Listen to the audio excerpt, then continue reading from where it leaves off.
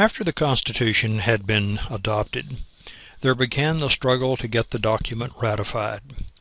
Several methods of ratification had been discussed, but the one that was selected was to have conventions elected in each of the states by the voters. When 9 of the 13 states had agreed to the Constitution, it would go into effect. Now, one of the things that this did was bypass the state legislatures. The opposition to the ratification of the Articles of Confederation by various forces within the state legislatures had persuaded the drafters of the Constitution that that probably wasn't the best way to go.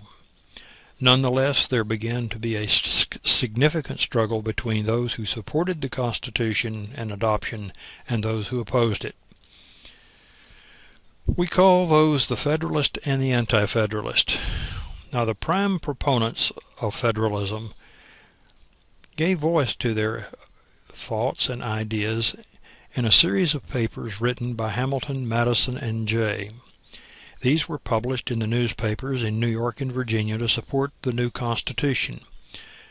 It turned out that New York and Virginia were in fact the battlegrounds. If we look at the actions of the state ratification conventions, notice how many of them were unanimous or adopted it by overwhelming majorities. Delaware, unanimous. Pennsylvania, 2-1. By the way, there's a fascinating side story about Benjamin Franklin and his role in the ratification in Pennsylvania. And I would love to take the time to discuss it, but it's really mostly a footnote. New Jersey unanimous, Georgia unanimous, Connecticut 128-40. Now, Massachusetts was a bit closer, 187-168, given the fact that the 4 largest states were Pennsylvania, Massachusetts, New York, and Virginia. Those were make it or break it.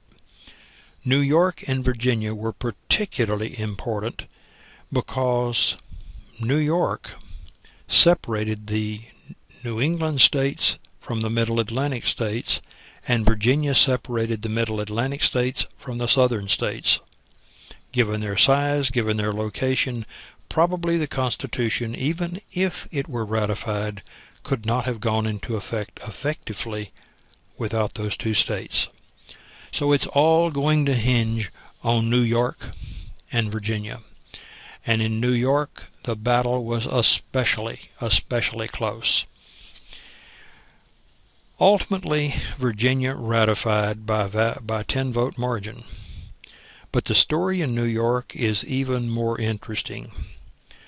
The governor of the state of New York, Governor Clinton, was totally opposed to the new Constitution. He didn't think that it gave New York enough power. It looked like that the convention in New York was going to reject the Constitution.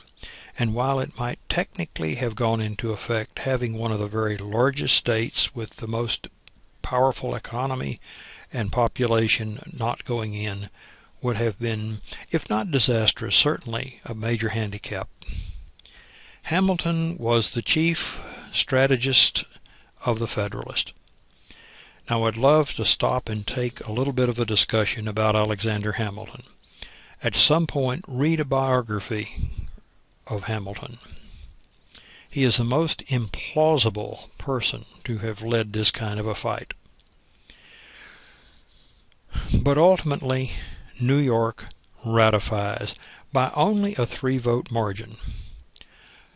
North Carolina would not ratify for another year, almost a year and a half, and Rhode Island refused to ratify until such time as the Congress said either you ratify or we start treating you as a foreign nation, taxing your trade and having nothing to do with your commerce otherwise. So by a begrudging 2-vote margin, Rhode Island ratified. Now, I've often thought that the motto of Rhode Island ought to be, "We didn't want to do it."